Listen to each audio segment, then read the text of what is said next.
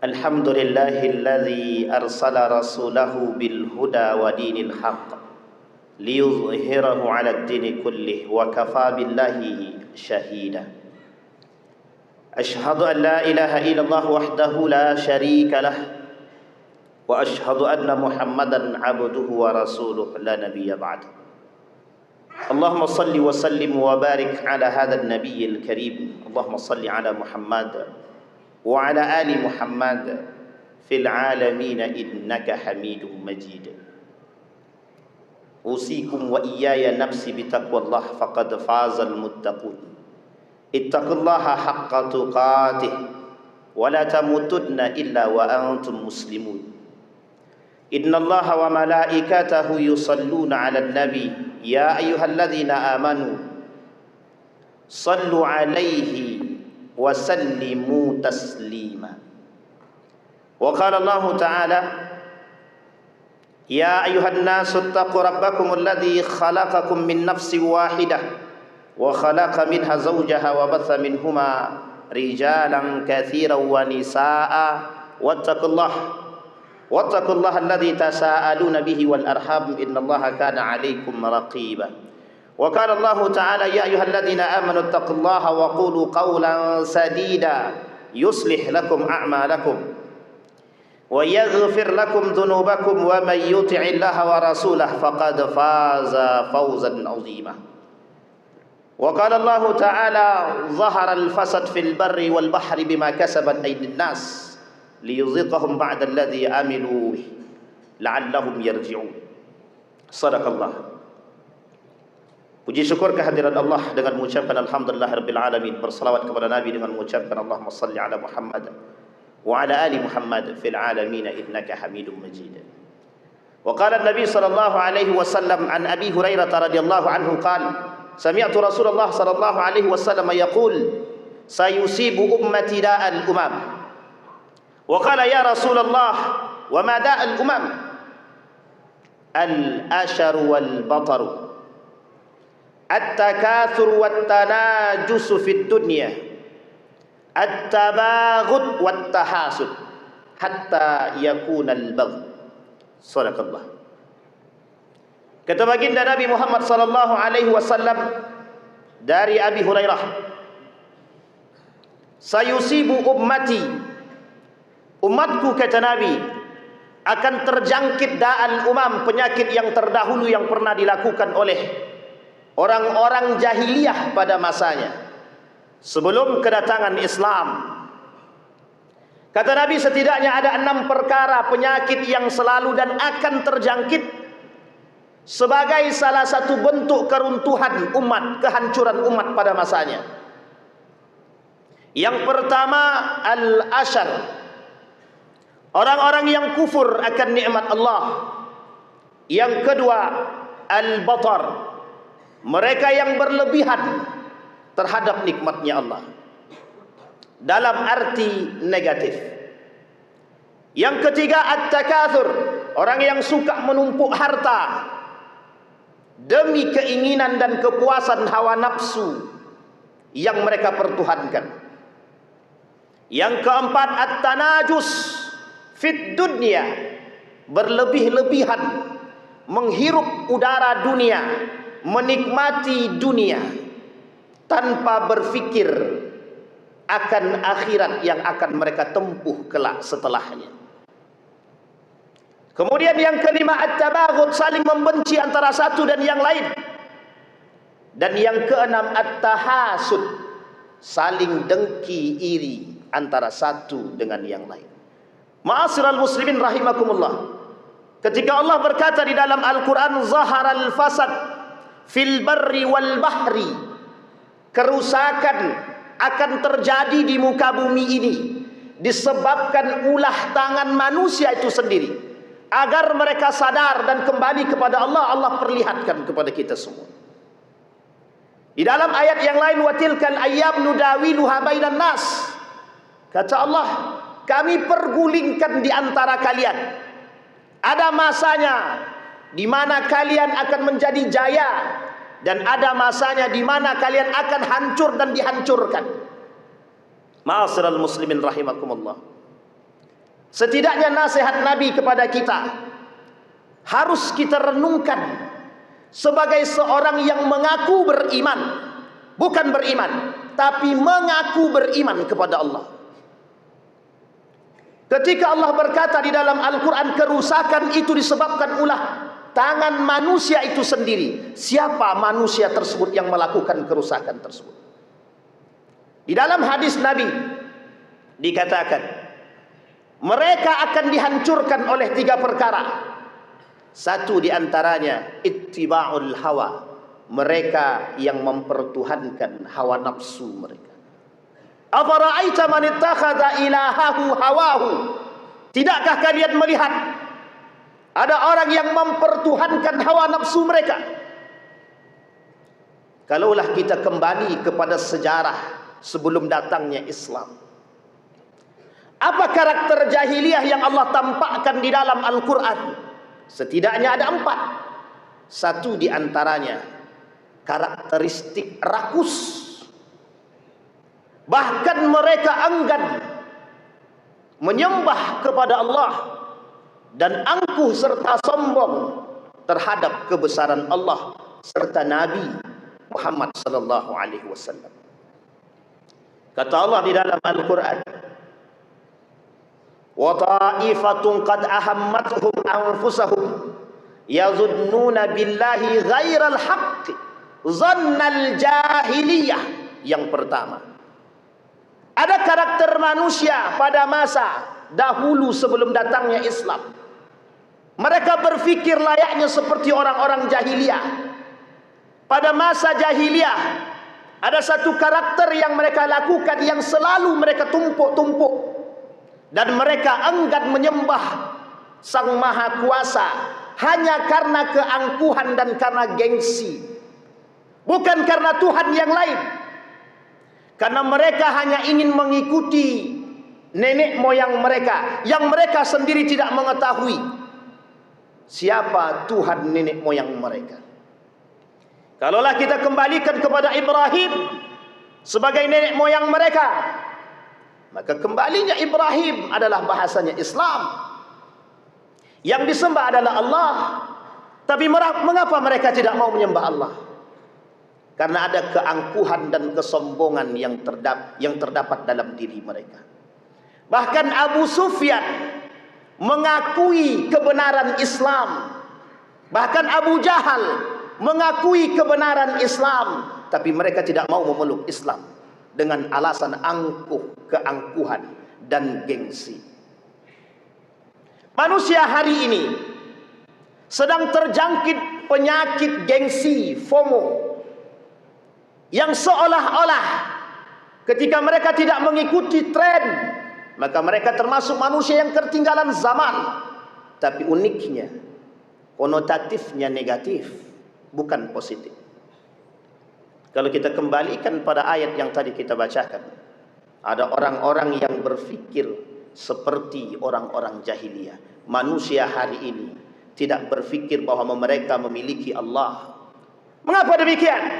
Karena mereka yang melakukan kemaksiatan, yang melakukan kerusakan hari ini, mereka tidak berfikir bahwa Allah melihat mereka. Mereka melakukan korupsi, penganiayaan, rakus. Apa mereka melihat Allah? Tidak. Mereka mengaku beriman, tapi mereka tidak beriman.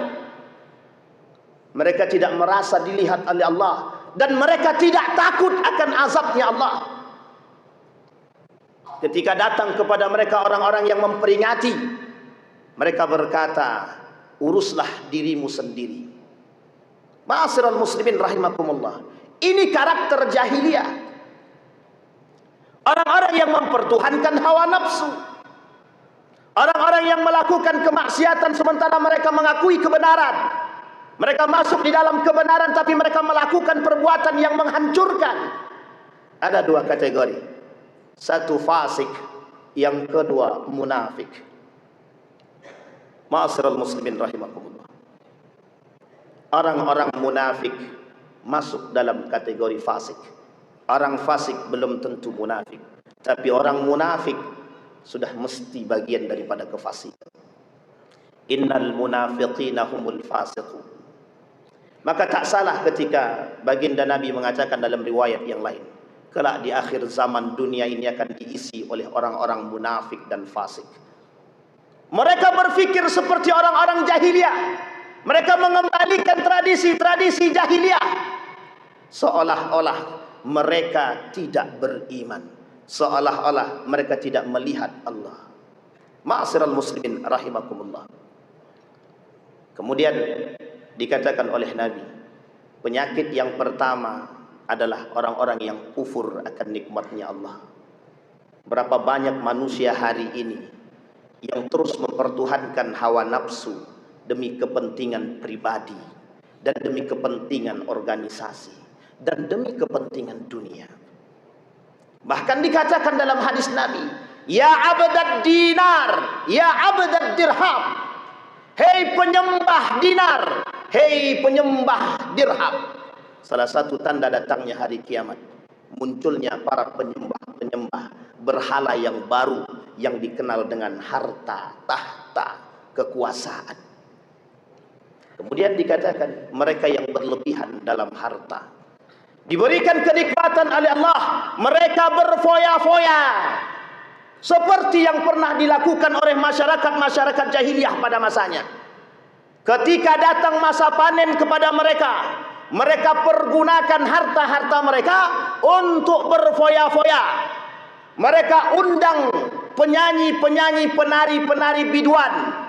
Mereka berjudi, mereka sediakan minuman-minuman khamar. Hari ini semakin terlihat di hadapan kita betapa merebaknya narkoba yang merusak generasi, minuman-minuman keras yang tak sempat untuk kita halangi. Bahkan kata Nabi, di akhir zaman akan tersebar musik dan biduan. Dan hari ini kita merasakan betapa jahiliyahnya manusia hari ini daripada manusia yang sebelumnya. Kenapa demikian?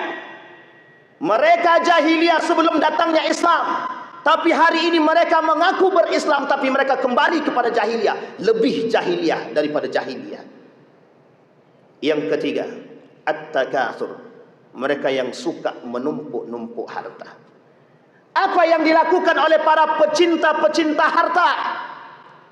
Mereka mengharapkan kehormatan dan kemuliaan dari harta. Maka tak salah kata Nabi, kelak di akhir zaman manusia berlomba mengumpulkan harta demi kemuliaan dan harga diri mereka, bukan karena agama dan kebaikan. Kemudian yang keempat, kata baginda Nabi Muhammad sallallahu alaihi wasallam, at-tanajus fid dunya, mereka berlomba-lomba dan berlebihan dalam dunia. Padahal Allah katakan di dalam Al-Quran, wabtaghi fima atakallahu daral akhirah wala tansa nasibaka minad dunya, jadikan dunia untuk mengantarmu kepada akhiratmu, bukan engkau jadikan akhiratmu yang kau perjualbelikan untuk duniamu. Manusia hari ini mengatasnamakan agama demi kepentingan. Kami bersama agama, mereka perjualbelikan agama demi kepentingan dunia, demi kantong mereka, demi diri mereka, demi harta mereka, demi kepribadian mereka dan harga diri mereka. Maka tak salah ketika Imam Al-Ghazali mengatakan, kemuliaan kelak di akhir zaman bukan terletak pada iman, tapi terletak pada harta. Mereka mulia karena harta. Maka ketika tradisi kemuliaan dipandang dengan harta, setiap orang berlomba-lomba akan mencari harta. Maka disitulah akan tersebar luas, kata Nabi, tahlilu at-tahrim wa tahrimu at-tahlil. Mereka akan menghalalkan yang haram demi mendapatkan harta, dan mengharamkan yang halal demi kepentingan mereka. Semua berubah kembali kepada masanya, seolah-olah Islam tak pernah datang, seolah-olah Islam tak pernah berbicara. Bahkan di tengah umat manusia hari ini, betapa jauhnya nilai-nilai agama di tangan mereka-mereka yang mengaku beragama. Maka tak salah ketika Nabi mengatakan ketika Islam ini akan redup di tangan umat muslim itu sendiri. Ma'asyiral muslimin rahimakumullah. Maka apa yang harus kita lakukan sebagai seorang muslim? Mereka yang mengaku beriman, wajib bagi mereka membangkitkan kembali ruh Islam. Hanya di tangan orang-orang yang beriman, bukan di tangan orang-orang Islam, tapi di tangan orang-orang beriman. Kemudian yang kelima, at-tabaghut. Kata Nabi, mereka saling membenci. Kalau kita merujuk kepada hadis ini dan kita coba samakan dengan keadaan, apa kebencian yang tidak kita tampak hari ini? Seolah-olah kebencian inilah yang kemudian menjadi persoalan kita. Kita dituntut untuk saling membenci antara satu dan yang lain, baik dari sisi agama maupun dari sisi politik maupun dari sisi pendidikan dan dari segala macam sisi. Kita dituntut untuk saling membenci antara satu dan yang lain. Jika umat beriman, orang-orang berislam yang mengaku beriman tidak sadar, kapan kita mau sadar? Maka yang terakhir kata Nabi, at-tahasud, saling iri. Dampak daripada perbuatan-perbuatan yang 6 ini, kerusakan yang hari ini kita lihat. Mereka membenci, saling membenci. Mereka saling iri antara satu dengan yang lain. Kita melihat kembali kepada sejarah, betapa rusaknya, betapa kita melihat dan mengambil pelajaran daripada sejarah. Nepotisme pertama dimulai pada masa dinasti Umayyah. Kehancuran terjadi dalam setiap kerajaan Islam. Pada masa Yazid bin Muawiyah, dinasti Umayyah, dinasti Abbasiyah, dinasti Andalusia, dinasti Utsmaniyah, dinasti Ayyubiyah, dinasti dan lain sebagainya. Setiap dinasti-dinasti daripada kerajaan-kerajaan Islam cukup menjadi pelajaran bagi kita. Munculnya pemimpin-pemimpin dan penguasa, manusia-manusia yang haus akan dunia, yang kerjaannya menumpuk harta yang hari ini juga dilakukan oleh manusia. Maka tak salah ketika tabiat ini, karakter ini menjadi bagian daripada perbuatan yang dinormalkan hari ini. Salah satu tujuan daripada orang-orang yang tidak suka dengan Islam adalah hari ini menormalisasikan, memaklumkan perbuatan-perbuatan tercela dan kemaksiatan yang hari ini tugas berat bagi orang beriman melawan itu semua. Mengapa kita katakan normalisasi? Karena seolah-olah kemaksiatan hari ini, perbuatan tercela hari ini biasa. Dan setiap manusia yang tercuci otaknya mengatakan sudah biasa dan sudah biasa. Apa yang harus kita lakukan? Terjerumus dalam kemaksiatan atau berdiri tegak sebagai orang yang menunjukkan kami berbeda dari mereka. Kami beriman karena kami mengerti mana yang harus kami tegakkan dan yang mana yang harus kami tinggalkan. Fa'tabiru ya ulil absar la'allakum tuflihun. اللهم صل وسلم زد وجه وتفضل وعنهم وبارك بجلالك وكمالك على زين عبادك وأشرف عبادك سيدنا مولانا محمد وعلى آل سيدنا محمد وسلم ورضي الله تبارك وتعالى عن كل صحابة رسول الله أجمعين.